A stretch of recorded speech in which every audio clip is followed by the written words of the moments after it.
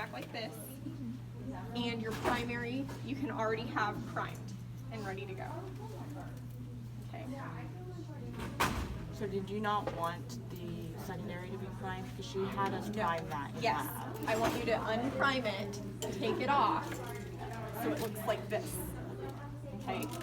So I want you to have this, and I want you to have your tubing separated. Okay? Because I want to see you prime and check off. So this is what you need, this is what you need, and your primary tube. Don't forget your hook. You have to have your hook with you because that's part of having a secondary. Okay? So the first step is being prepared. You have this, and what else is critical that you need to have? Alcohol preps. I will have your swab caps on, so you can just use swab caps. PDA, right? You have to have your PDA. Okay. So you're gonna come in. You can set all your stuff down. If you don't have a cap for this because you're reusing it, that's fine. Don't stress out about that. And the first thing you're gonna do is look at your order and your MAR. It's gonna be the same that we had for medications. So you look at your IV and your MAR, make sure everything matches. Don't forget to check allergies because you might have an allergy, right, on that medication. And then what would you do? Not give the medicine. So I do have one that looks like that. Make sure you check your allergies. Next, you're going to look up in your PDA your medication. What you want to look up is the indication for the medication. So Miss Louisa was getting ciprofloxacin for her UTI. That's all I want you to say. Okay, she's getting antibiotic IV for her UTI. It's nothing, and then you can look in your PDA. It's indicated to treat a UTI. Then you're going to look up at contraindications, contraindicated, and maybe patients who are pregnant. Well, Miss Louisa's not pregnant, or whatever. Things to look for. If it's caustic to the vein, it needs to go in a central line. Any of that data you would want to verbalize. Next, you want to go down to route and dosage. Can this even be administered IV? Or is it only supposed to be given PO or IM? You want to look under route dosage tab in your PDA. Next, you want to check if it's a safe dosage amount. So if it was 400 milligrams, is 400 milligrams a safe dosage? Yes, it is. It's a safe dosage according to my PDA. Is it a safe frequency?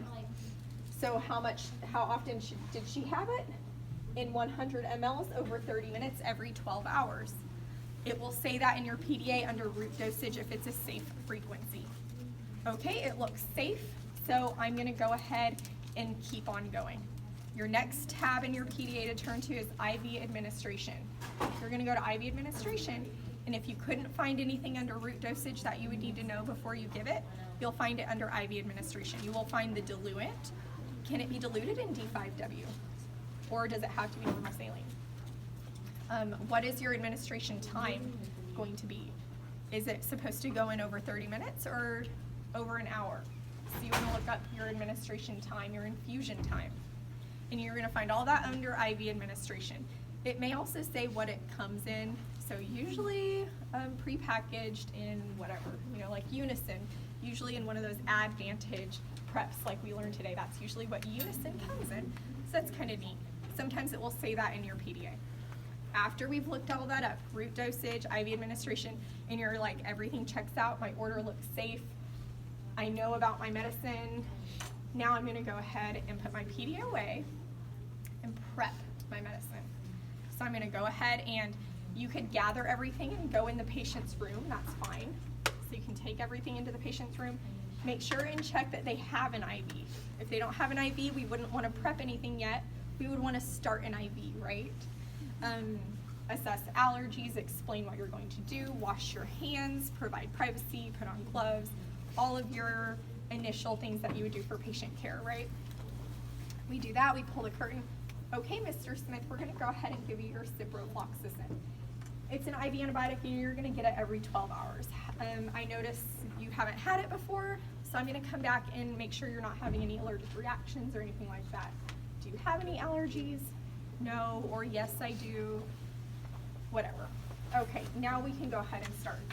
The first step that you can do is you can take your scanner, So you don't forget to do this, because this is something that students forget to do, and you will have to redo it if you forget to barcode scan. Take your scanner, scan your patient, scan your med, your vial, scan your bag too. And you could also scan your primary bag, it doesn't hurt, just scan everything. And then you're on pause for a minute. Then you can go here and you can prep this at the bedside. If you want to prep at the sink, that's fine, you can prep at the sink. Or you can prep at, you can say that the sink in the lab is the bedside. So if you walk over to the sink, we're going to say you're still at the bedside. Does that make sense? Mm-hmm. Just don't forget to do all your patient care stuff, like introduce yourself, explain, wash hands, provide privacy. Don't forget to do that part. Okay, now I'm going to go ahead and put on gloves. So you want to wear gloves. You're going to go ahead and pull that off, pull off your spike, go ahead and spike and prime. Make sure that your roller clamp is closed, and then you're going to do a traditional prime where you prime out. No, don't let anything drop out. You don't want to waste any medicine, because then you would be giving a subtherapeutic dose. You want to give all the med. You want to give all of it.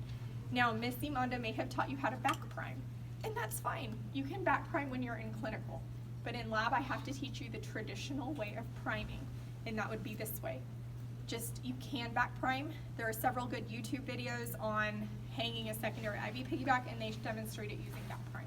You can do back prime. I just always teach the traditional way, because you have to understand that you shouldn't hook anything up to a pump if there's air bubbles, right? If there's air, because we want to prevent what? Air embolisms. Okay, so you've demonstrated your spike and prime. We're going to go ahead and take our hook, and we're going to hang our primary on the lowest part of the hook, like that. Don't put it in the middle, it has to go on the lowest. Then we're going to go ahead and hang our secondary right with it. And I can take a swab cap or an alcohol prep, and if I had a swab cap on this, I would remove the swab cap, and I could go ahead and hook up my secondary to the port closest to the top. See how it's closest? Okay, you can do that, and then you can go ahead and put it inside your pump.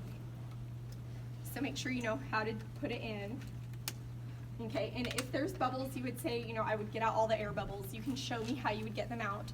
But for the sake of time, I'm not going to make you stand there and spend 10 minutes of your checkoff, since you do only have 20 minutes. Put it in your pump, and now we're going to set up our pump, okay? So now that everything's ready, we're going to turn it on, and we're just going to use Cipro, since that's the example I had out in class today. But it could be anything. The easy part of your checkoff is how many mLs is your mini bag? 100. 100. So whatever you get is going to be 100 mLs. This kind of makes it easy, right? Okay, you're always going to hit new patient. You're always going to hit med surg for lab. Now when you get to OB, you might be OB. Pediatrics, you might be pediatrics. And they have certain safety settings that help you. So I'm going to hit med surg. Patient ID, I'm just going to put WS for Wayne Smith, since that's our favorite little lab guy, right? WS for Wayne Smith. And confirmed. Now I have two channels. Which one am I going to choose? A. A, the one that has my fluids. Channel select. I want to choose guardrails IV fluids. So I'm going to hit guardrails IV fluids. And I'm going to see what I have. Oh, I have 0.9% normal saline. So I'm going to find 0.9% normal saline, and I'm going to click it. It asks me, 0.9% normal saline was selected. Is this correct? I'm going to take my eyes, I'm going to look at it again, make sure that's what I have, and hit yes. And maybe you took the wrong fluid in the wrong room, or maybe you accidentally opened the wrong one, and then you could say, oh, whoops, no, let me go get the right one. And it's a safety guard, because we're human, and we could make that mistake. And so that's why that's there. You want to utilize it.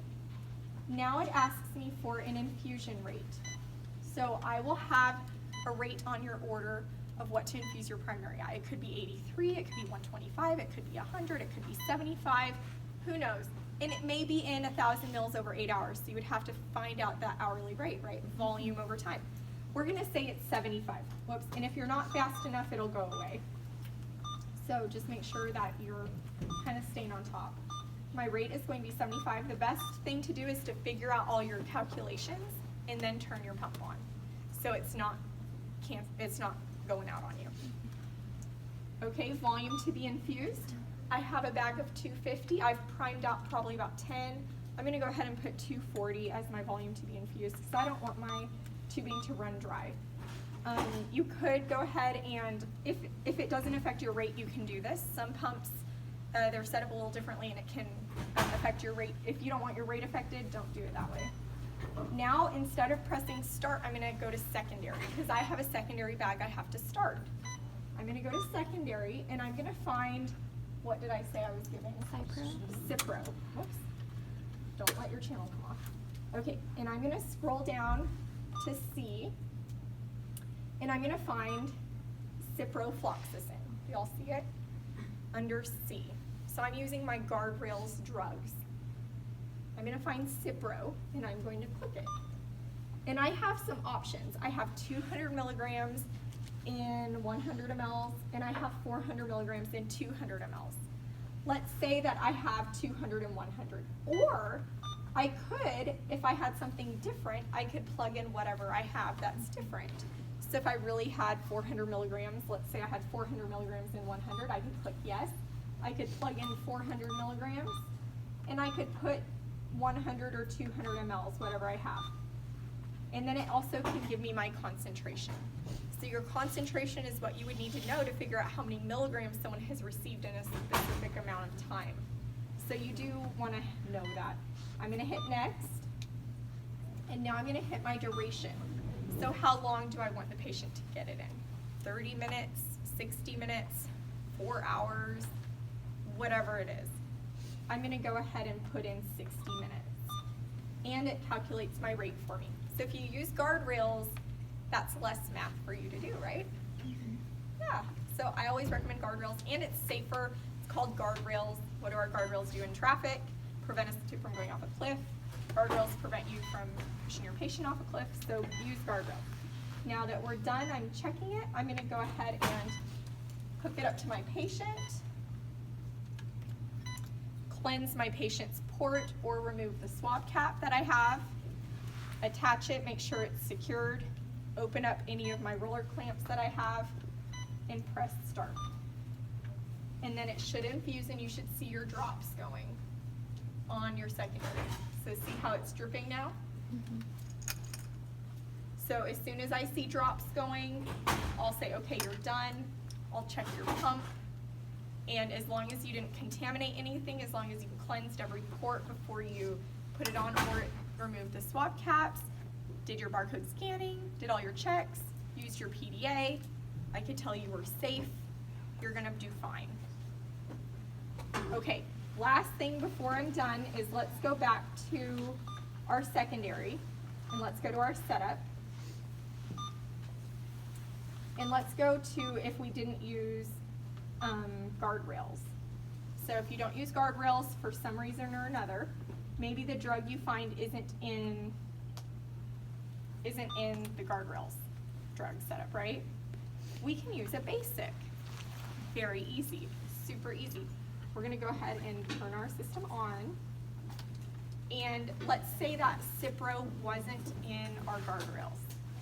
What are we going to do? Are we gonna freak out and fail our checkoff? No. No. We're gonna just set up a basic secondary. So let's go to new patient, med surge. I can do we'll just do AB for sake of time.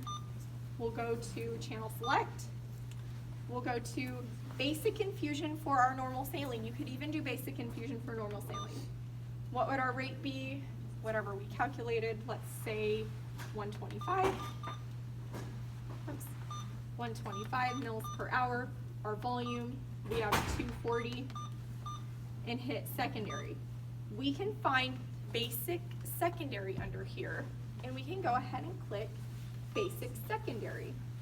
If I know I have to do Cipro 400 milligrams and 100 mLs over an hour, what is my rate going to be? If I'm giving 100 milliliters in 1 hour, what would my rate be?